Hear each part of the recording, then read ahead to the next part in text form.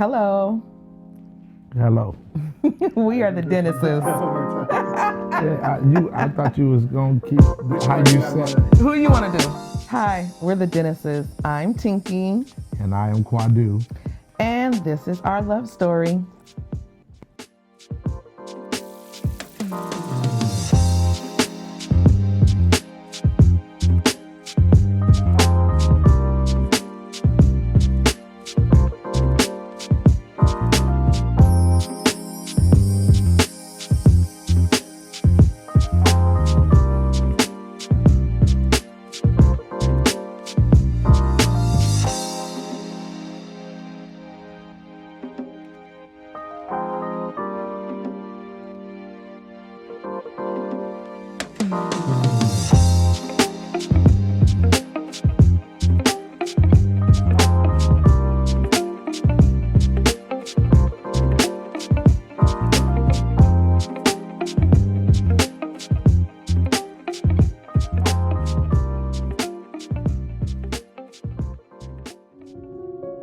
My parents coming over here as refugees meant that they didn't really have anything when they came to America.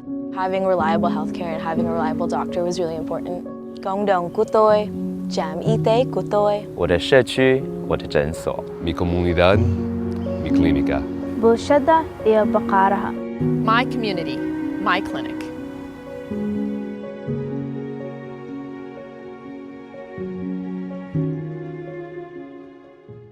Hi, we're the Dennises. I'm Tinky. And I am Kwadwo. And this is our love story. How we met? Well, she has her version and I have my own version. So it was one evening and I was probably 1 week out of a relationship. And so, of course, I was down and out in Beverly Hills. And two of my buddies was like, come on, Quad, man, let's go out tonight. And I was like, nah, I'm cool. I don't want to go. I was down on my luck. So they forced me and they kept begging me. So I decided, okay, I'm going to go. We went to the Esquire Club. Wrong club. I'm sorry. We went to Celebrities on a Wednesday night. And I was basically sitting at the bar drinking by myself, like, you know, they're having fun, kicking it. And I had a strange feeling like someone was staring at me. And so with that being said, you know, you automatically start looking around. And when I turn and look, here comes Tinky, just bright yellow right in front of my face. And I asked her, hey, you want to dance? And she was like, no. So I thought she was feeding me a line. And she said, but if a good song come on, I'll come back and find you. Okay, so be it. And so maybe a few songs passed by and she came back and she found me. And we ended up dancing the night away, the rest of the night. That's your version Exactly. of the story. I said we are. My version of the story is similar to his. However, I didn't want to go that night either. I didn't even change clothes to go that night. It was old school night at Celebrities. I know if you guys are from Seattle, you know about Celebrities. If not, that was the turn up spot. Anywho, me and my girls is at the bar. We're having tequila slammers. I still remember it. Drinking the tequila. Guy comes over. He was like, do you want to dance? And I was like, no. So then a few more songs pass. Parliament, Flashlight comes on, which is my jam of all jams. Anyways, the song comes on. I'm like, where's that dude? Where's that dude? And when I turned around, he was standing right there on the stairs. And I said, you want to still dance with me? And he was like, yeah. And the rest is history. I gave him all my numbers too.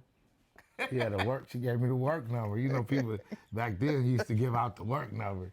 You know what I'm saying? I was like, whoa, she must really want me to call, huh? You did. I sure did. Okay, so we dated almost a year? I think it was a little over a year. A little over a year? Yeah. Our dating was It was funny, I would say. We did a lot of talking. We did a lot of going to the park. We did a lot. I had a daughter, and she really fell in love with Kwadwo. That's what she used to call him. Kwadwo, Kwadwo. And so we did a lot of family things, basically, immediately, which was different for me because I didn't have my daughter around anyone. So, and she didn't like anybody like that either, but she really took to him, so that was like a good sign. However, my grandparents despised him. I was a Jehovah's Witness. She was a Baptist. No connection. Anywho, I still brought him around. I still, fell in love with him pretty much immediately. But he told me, he was like, excuse me, he was like, "You're going to fall in love with me." And I was like, "No, I'm not." Hate to say it, I did. I really did. But the courting was fun.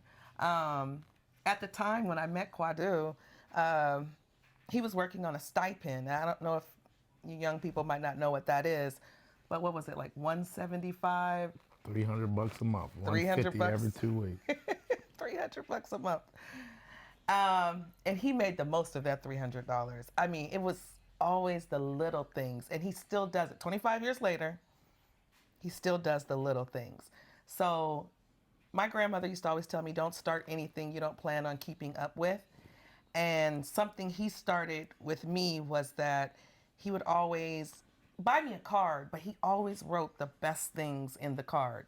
And back then we were broke, so he might only could get me one rose or one tulip or one flower, but it came with the best card ever. And I actually have majority of all the cards and all the flower cards that came with them because he writes the best things, and I love that. It was rough dealing with her grandparents. They didn't want nothing. They didn't want nothing to do with me, but we endured. We stuck it out. Like I said, we had fun. The courting was fun because we went to probably every park over Seattle. She took me to parks that I may not have known about, and I took her to parks that I know about. And we would just go out there and have lunch and meet her and Tracey and just hang out all day. All day. I love spending time with her.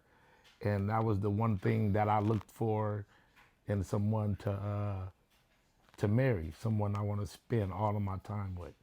And she was definitely that one. Minus the having a kid. Yeah, minus having a kid, because I didn't want a relationship with no kids. But stuff happens. So when did you guys know that she was the one or he was the one? When did you know? It took a while for me to actually know because, like you say, I was a week out of a relationship, so I still had love for the female that I was with when I met Tinky, and so it was a rough start. But, with that being said, with everything we endured, I was glad she was the one, you know what I mean? So it took a while for me. She was ready, but I had to get my mind right and get ready. What? It took a while. No kidding. I fell in love with him immediately. I think by the third date, I was in love with him. Like, I just knew it. I knew he was, I don't know, there was just something. He made me laugh. He wasn't tripping off of my grandparents. Most people, not by my grandmother, but my grandfather could be very intimidating at 5'2", and he's all cash money, no BS, nothing. And so, and he made it known he didn't care for Kwadwo. So I appreciated that he valued me enough to respect their opinion, but still pursue me in his own way. And he was always very respectful. But I knew, I just kept saying, I think he's the one. I was telling my girlfriend, Pookie, I was like, I think he's the one. I think he's the one. And he was the one. 5 years later. And then, I don't even know how we got into marriage. Oh, we ended up shacking up, which was against both of our religious upbringing at this time in my life. I had a daughter. I didn't want to be shacking up with no man. He didn't want to be shacking up. None of our parents agreed with that either. And so I think it was just mutual that we were going to get married. Yeah, it was. It was definitely mutual. Yeah. But yeah, it wasn't a good feeling just because of the way we was raised. And our parents did not like it at all. I mean, her parents didn't like the relationship. My parents did like Tinky, but they didn't like the fact we was going to shack up. But, you know, it was something we felt was time and needed to do if we were going to become a family. So what was that proposal like? He was like, well, I started talking about it. We started having conversations about, because it was both on our conscience, about living together and not being married. And having a daughter, I didn't want to do that. And so he was like, we can get married. I'm not tripping, because that's how he is. I'm not tripping. We can get married. And I was like, you want to get married? Like, I don't want you to feel pressured. Don't feel pressured now. And he was like, no, I love you. I want to get married. And I was like, okay. So I called my parents. I said, we're going to get married. And she was like, okay. So we started planning this enormous wedding. And by enormous, enormous. I mean, deposits had been paid and dealt out and the whole 9 yards. And then my grandma got sick.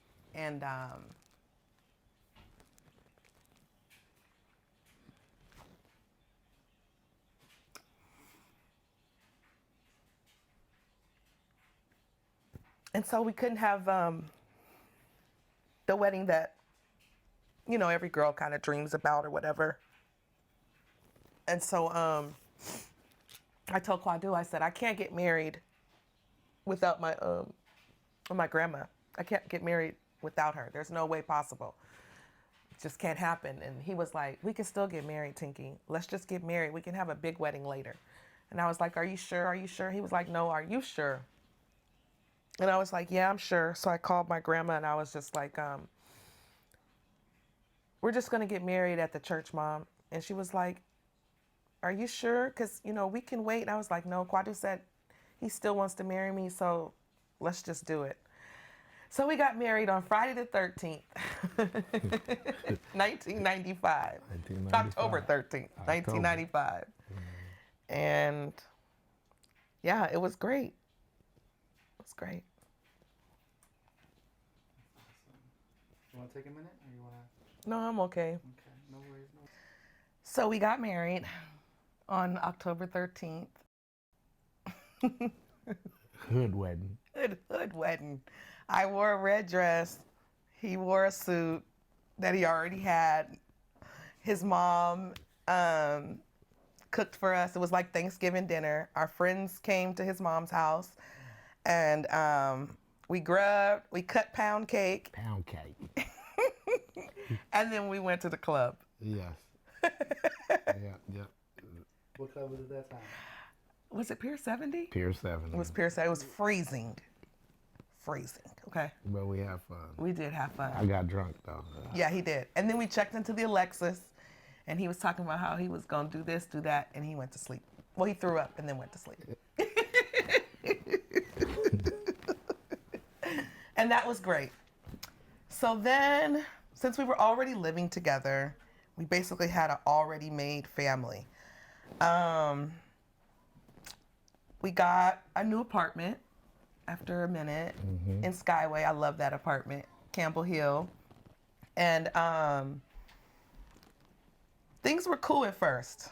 The honeymoon phase didn't last long. Didn't last long. Why didn't it last long? You know us men, how we do. We think we still got it, or want to see that we still got it, and we do things. You know, our women love the ground we walk on, and we usually know how to mess that up. And I messed it up, and with messing that up, it was not that I never didn't love her or wasn't in love with her and didn't do the things to that she needed from me, you know, whether that was work and take care of the family. It was just me having doubts in myself as a man of what this was I really wanted. And so I messed up. I think though, like when I look back on it, I think about, like, I was 23, you were 25. I grew up with my grandparents. My grandparents raised me since I was 11 months old. And they were married for like 60 years until my grandmother passed in 2011. And so I always knew that I wanted to be a wife. I wanted to be a homemaker. I wanted to be, have children and conduct a family in a certain way. But when you're a child and you grow up and you think things are supposed to be a certain way, you don't understand that you have to make it your way. So I had to make it for Kwadwo and I. He had to make it for me and him. And I think early on, that was one of the things that was missing with us. You think?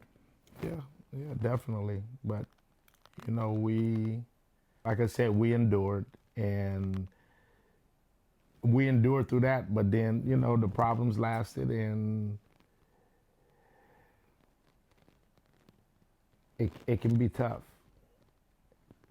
And we separated, and that messed me up mentally, because I knew, at this time, I knew what I wanted, but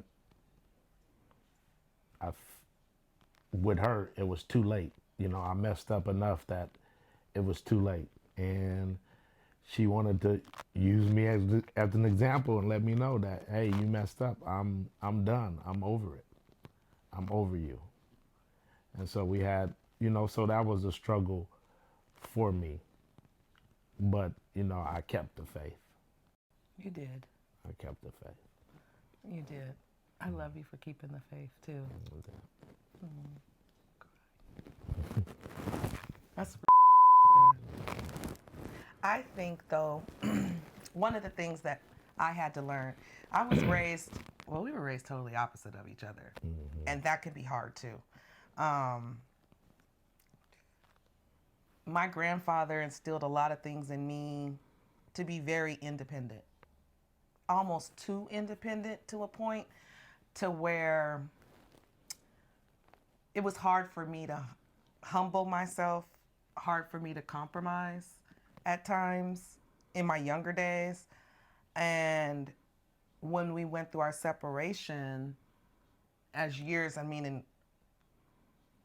went on, it was like, oh, I gotta show him. I'm gonna show him, boy, you messed up. Ooh, I can show you better than I can tell you. And it just kept saying in my head. But I didn't want to be made a fool out of behind love. You know, that's a real thing in this world, but so stupid at the same time, because nobody's perfect.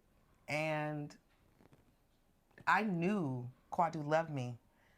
I knew he loved me 1995, 2005, 2015, 2020. I always knew he loved me. It was never about the love. It was more about how he showed the love. And I think a lot of it is he had to grow up a lot. I definitely had to mature. But one thing I can say is that even like when we was separated, and we stayed friends. Yeah. I wouldn't let her push me far enough to where I felt that we couldn't be friends, or we couldn't, you know, because we still had kids to raise. You know, we had our sons to raise because our daughter was grown. And I didn't want to be to where I felt like we were enemies, because that wouldn't be right for the kids. So I worked on me in this process. I worked on me in maturing to fully maturing. And I might have been 40 years old when I felt like I fully matured. But, you know, it has to happen at some time. And knowing that, I continued to pursue her, even though I would call, she wouldn't answer my phone calls. I would text her and just let her know that I love her and things like that. Almost every day I would send her a text and just let her know, I still love you. I still love you. I still love you. Because I knew at this point, she was the one. She was my matrix. She's the one I wanted to be with for the rest of my life.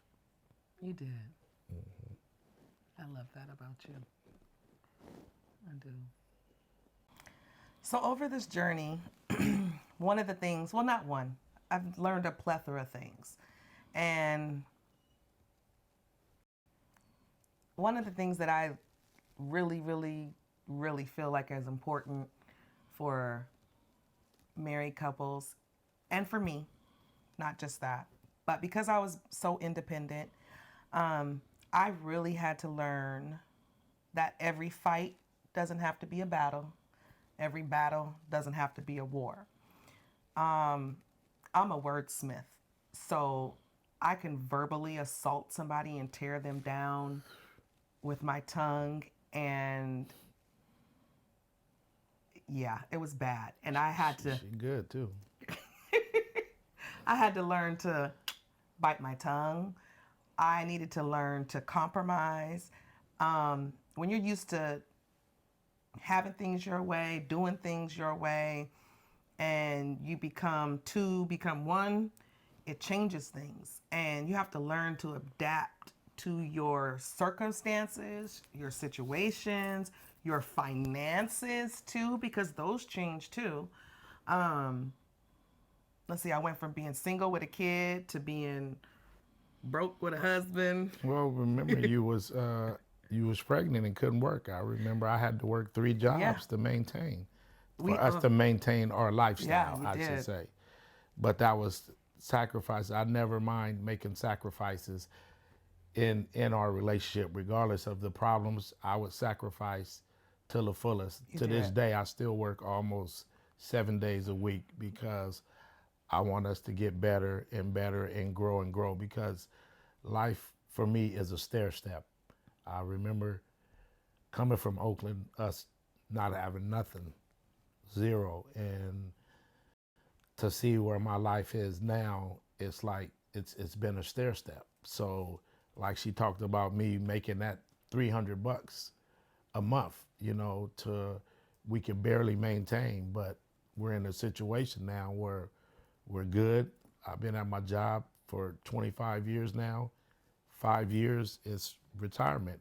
And then we're on to the next chapter of our lives, in which we will be moving to Las Vegas. You gave me an aha moment there, though, because I'm thinking about, as many times as we've talked about your upbringing and how you were raised, I should have known. Like you were persistent. You were persistent with the $300 till you got something better. Then you were persistent with that job, and then you had 3 jobs at one time. And then I was on bed rest for like basically 9 months. And went to school. And then went to school. Mm-hmm. And you supported me through all that. So the consistency was always there. Consistency is important in marriage. Yeah. What else do you think is important? Well, we know communication is like number one, you know. Wait, honest communication with love.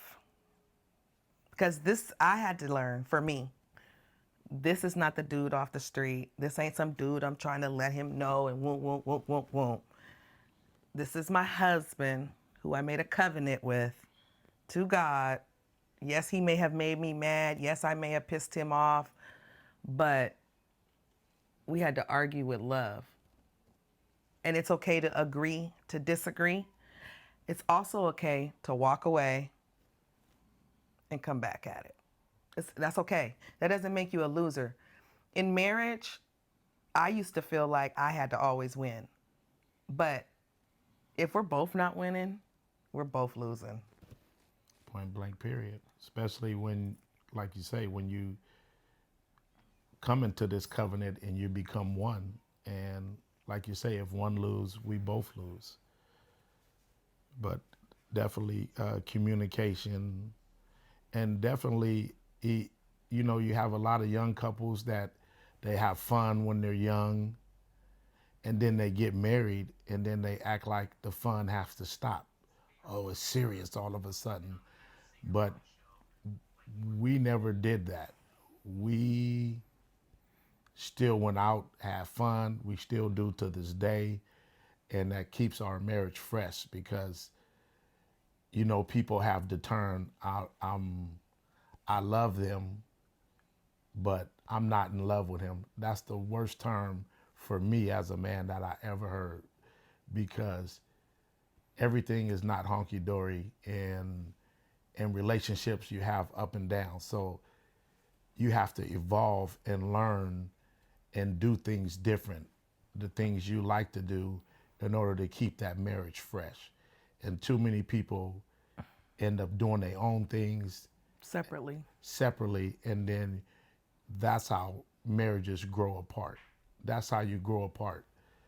And that's where that term come from. But it's the worst term that, for me personally, that I ever heard when it comes to a married couple. I mean, it's good to have girl time and guy time. That's great. But one of the things I've always loved about Kwadwo is he's gonna rock with me and my girls. All my girls know, and they'll ask me, "Is Kwadwo coming?"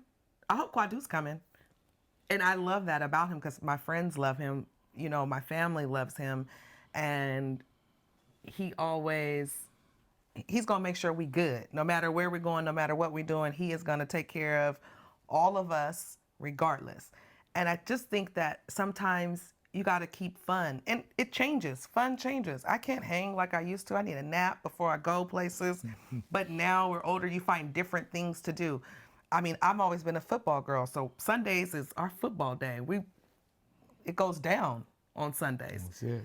I like to read. I can read all night long. He's not a reader. I might read to him. So, I mean, it's just different things that you find at different levels of your life. The same thing I was doing at 23 is not the same thing I'm doing now at 48. So, just as I have evolved and he has evolved, your marriage evolves. And sometimes one person is here and one person is there. And then one person is here and the other person is there. But as long as you guys are doing it together, I think that's what's important. It's a stair step. Yeah, so boy, was that a lie, because, you know, because I paid for her to come back because she needed to get back. So I think that's what she wanted me to just pay for her to get back. I didn't need to lie to get you to pay Okay, for it. well, like I said, You was like going I to pay for it said, regardless. like I said, it's my version I'm talking now. Okay, but Like I said, is that she told me she was coming back for us to be together. So I'm amped. I'm happy, you know what I'm saying? And she gets back here and I get nothing but attitude. You know, the neck, nothing but attitude. And I'm like, man, hold up. I know I ain't blind, but something ain't right here. You know what I'm saying? I love this woman, but I was like, I'm not going to go through this again. And at the same time, too, I felt that I have forgiven myself for what happened in the past. I felt I was at another level, feeling that I was matured and at another level. So I was like, I'm not finna go through this. So I was like, well, something needs to happen, you know, something needs to change. And so she decided that she was going to move out, and her and my daughter, when she was back from college, were going to move in and get a place together. And so, and with her saying that and being said, I told her, well, we're not separating again. If we're going to separate, we're getting a divorce. I said, I'm not finna go through this again. And I said, fine. Yeah, fine. Fine. Yeah. And so, with that being said, She went to work. I believe it was a Saturday. It was. It was a Saturday. She went to work. She was working her job, doing hair. And that same day after work, her and my daughter was supposed to go look at apartments. They already had appointments scheduled to look at apartments. No, we already had the place. Oh, well, that part too. We already had the place. That Saturday morning, I slipped on some moss. In my mind, twisted my ankle. At her job. At my job. Doing nothing. There's no exciting story. It's nothing. I call him and I said, I think I sprained my ankle. I'm going to go to emergency. So he said, pick me up. Mind you, this happened like 5 o'clock in the morning. Okay. By the time I got here, it's about 9. I done drove past Valley General, Tacoma General, St. Joseph's, everything to come here, all the way to Tacoma from Kent. I get here, he comes outside, he says, that looks broke. I was like, it's not broke. I can still walk on it. Duh, it's not broke. It looks broke. So now we're beefing. We get to emergency. The doctor does an x-ray, whatever. He says to me, it's a fracture. So now I feel like I done one-upped him. It's not broke. So we go that way, come home. They put me in a temporary cast. Funny how God works. Now I got to depend on him. Anywho, go to the doctor 2 days later. I walk in. He's on speakerphone because he's at work. My uncle took me. And his name is Dr. Paxad. Shout out Dr. Paxad. He got me right. He says, hi, Miss Dennis. I have you scheduled for surgery on Thursday morning. I said, hold on, pimp. I'm here for a cast. And he's on the phone rolling. And I said, that's my raggedy husband on the phone. Sure enough, it was broke. That was God's moment. Yeah, that moment that God told me to tell her she needed to sit her ass down because this opportunity is not going to happen again. You got someone that love your dirty, dirty draws. And it's not going to happen again if you let this opportunity pass you by. Because me personally, how I feel and think is that God will test you, and he will test you over and over. And we have to get past these tests in order to move on. And so I felt at that moment, I felt I have been tested, and I knew in my mind what I wanted and who I wanted to be with. But I don't think it got through to her yet on her test. I failed that test. That was an epic fail on my part. Yes. And that was in 2012. Yeah, that was in 2012. So then we're still living together, dwelling together. I recuperated, back at it, working, whatever. But things are not right.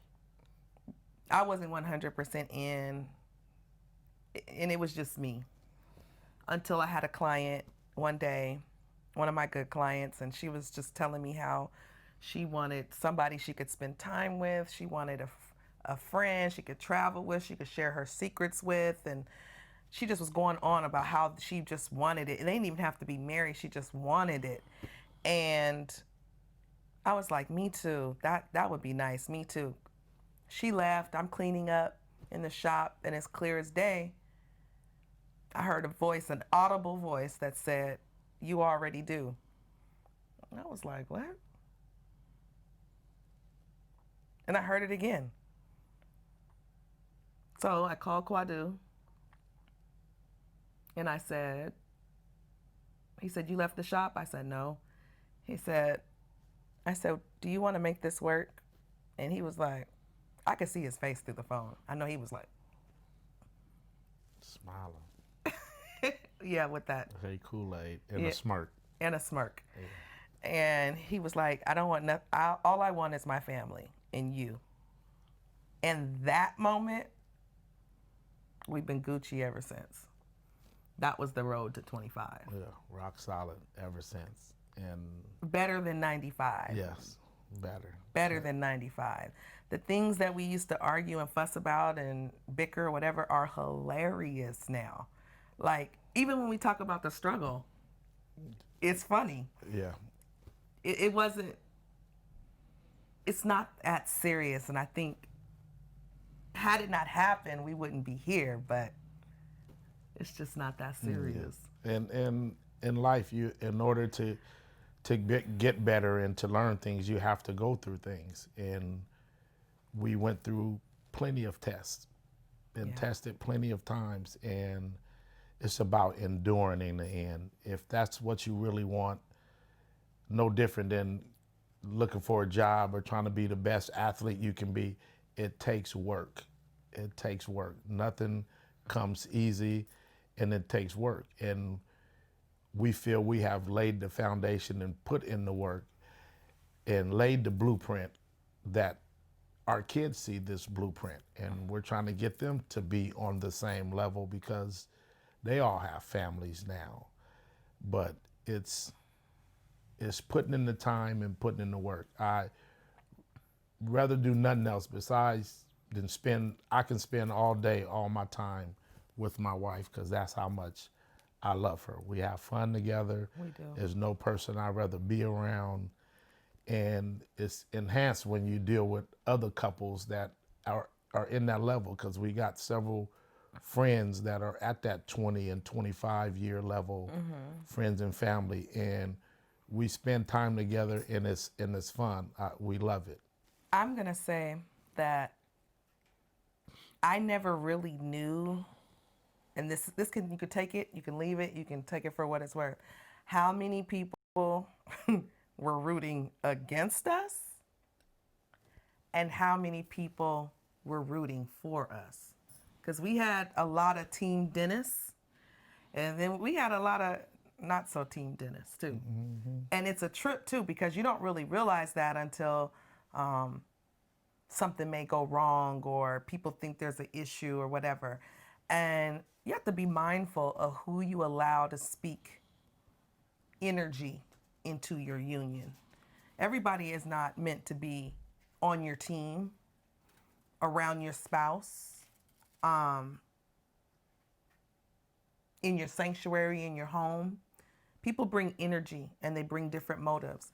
And I knew it, but until it happened to us, I realize it. And that to me is like monumental. You just have to be mindful of who, when you're married, who you take advice from, who you let speak into your union, because it's so important. Definitely. Black love, why it is important.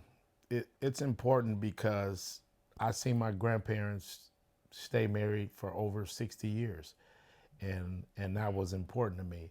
And my aunts and uncle, even though a lot of them were, divorced, they stayed friends with their spouses. And with us going through what we went through, that's what made it important to me to still be her friend, regardless of if we were together or not. I still want to be her friend. We still got a family, we still got kids, and they need to see that, because if they see destruction, then it leads them down that same pathway, because you do what you see and what you're taught, and they learn from us. And so I wanted to be an example that regardless of what happens or what we go through, that there's always change. You can always change. You can always make things better. And me, what I use as an example for myself is that I see things as far as when I'm feeling down and out, that there's people or there's someone that has it 100 times or 1,000 times worse than I do. And so that makes me strap up and do the things necessary without complaining. I try not to complain. You hardly complain. What does black love be to you, the importance of that representation? Well, I'm a hopeless romantic regardless. And I love love. I love black love because I was raised by my grandparents, and, they were the stability. I was also raised in church, and there was a lot of married couples in church. And they had been married a long time, most of those couples. And I just always admired that. You know, when you're a kid and you're playing with your dolls and all that, you know, Barbie and Ken is getting married, and you know, you don't see it though. You see it around you in your unit, but you don't see it portrayed on TV. You don't see it portrayed on soap operas. And if you do see it, it's dysfunctional. It's messed up. It's not a unit. It's everything but joyous almost. It's everything but happiness and peaceful. And it's almost never a happy ending. I don't know why that is. It's like Black love can't have a happy ending. And I also see a lot of, in mainstream media, the Black man is never honored. So we had our 25th anniversary, and in the midst of a whole bunch of other stuff going on, I decided that I was going to honor him with a surprise 25th vow renewal, which I don't even know how I pulled it off. But when I tell you that I have a bomb network of people, and our friend peer group rocks. They really helped me pull it off. So pre-COVID-19, I'm sure that's everyone's story, but Kwadwo and I were planning this big, like huge, since of course we didn't get our wedding. So now 25 years later, we were gonna have a shindig, and it was honestly his idea. And I kept saying, are you sure you want to do this? He was like, yeah, you know, we didn't get our wedding, and we could do this and we could do that. So I started in on it. Well, somewhere in that road, we went to his cousin's 40th birthday party in Oakland. And I started getting names and addresses and really realized that this function was probably going to be out of our realistic budget. Ding, ding. So then we decided, we'll go to Jamaica. And that was a great plan. Everybody was going to come to Jamaica. I had reached out to everybody. I reached out to Los. We had a plan. And then the world got shut down. So then, in my mind, I kept saying, I really want to do something special. He kept saying 25-50. 25 years married, he's turning 50. But I wanted to honor him separately. I wanted him to have his birthday to himself and our anniversary, but surprise him with it. So I started reaching out to everybody to try to make it happen. And on a humbug one night, I'm watching TV, and no, I'm looking on Facebook, and one of my friends in Louisiana had a proposal, whatever. And I started crying watching the proposal, and I was like, I should reach out to Los and just see if he could do this for us. Just see if he could. And I did. And the rest is history. We made it happen. Yeah, and we got the video done fresh off the, never seen before, fresh off the presses. So you guys get to experience this live with the rest of y'all. So go ahead and hit play right there when you're ready, and we're gonna watch this Okay. this whole thing.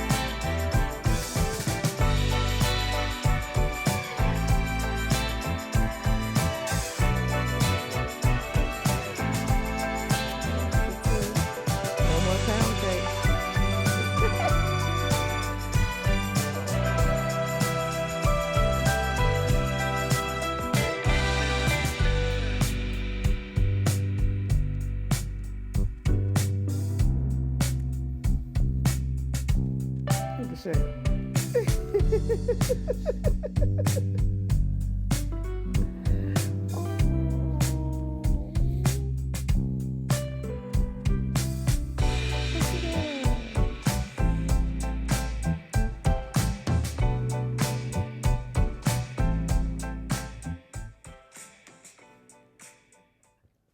love it. Love it? Yeah, that's I great. do. That's great.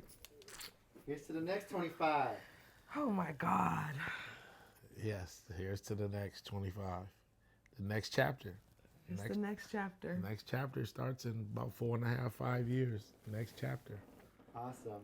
So that leads us right into it. As what can we see next for you guys?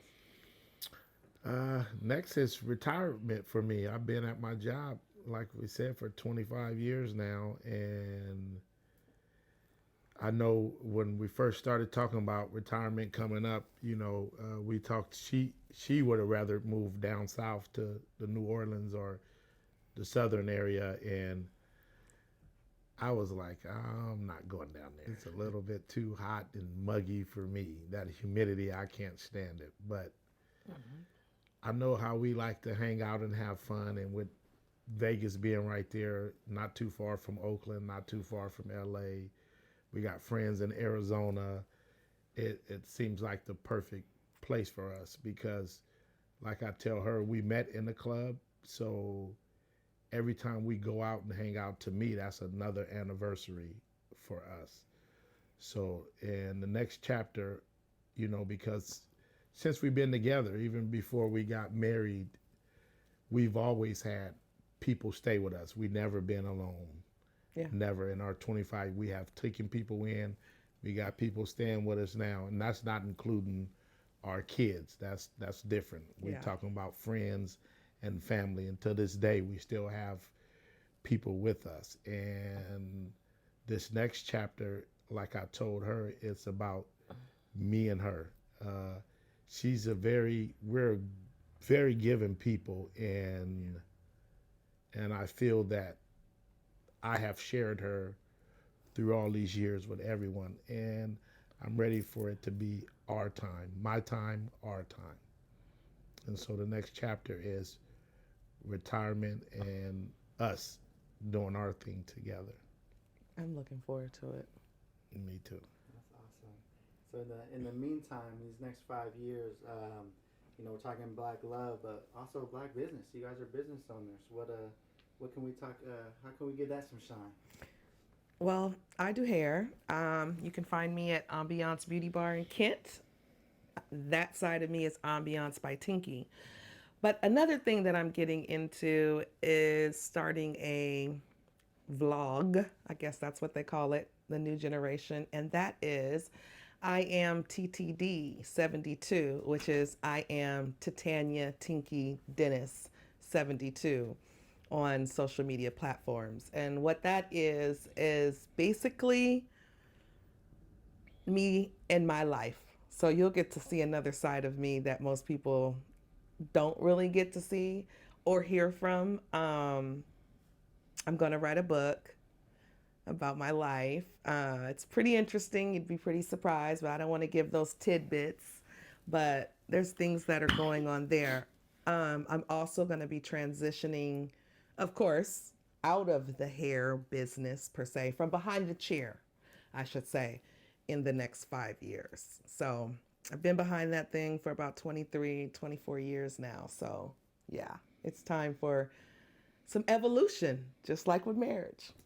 And also for the next 5 years, on the side, I do electrical. So I done paneled and wired houses from start to finish. So if anybody out there needs some work done, just give me a call. Me and my homeboy, we come out and we'll take care of you.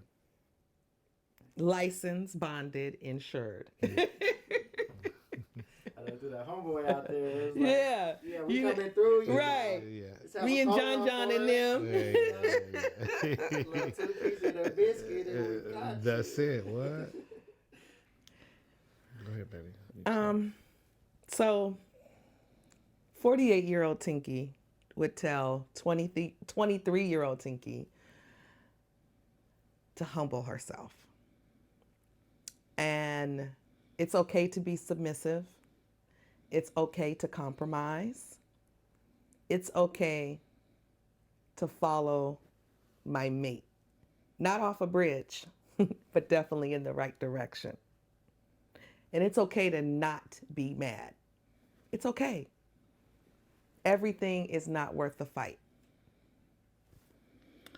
And 50-year-old 50? Kwadwo, it's 50. It's 50. Would tell 25-year-old Kwadwo is that know in your heart that's what you want. If you have any doubts, then don't do it. Don't do it because of you feel pressured or things like that. Do it because you know that's what you want and that's what you want in life. And love them to the fullest, because if you love a female the way she should be loved, she will follow you. She will follow your lead. And that's why today too many women are leading, because men are not doing their part in this. So do your part and she will follow you. I guarantee it. I guarantee it too. What's up? It's me, it's your boy. I'm Kwadwo. And I'm Tinky. And we are the Dennises. We're the Dennises? Yes, we are the Dennises. We're the Dennises. That's it. I hope you enjoyed our love story.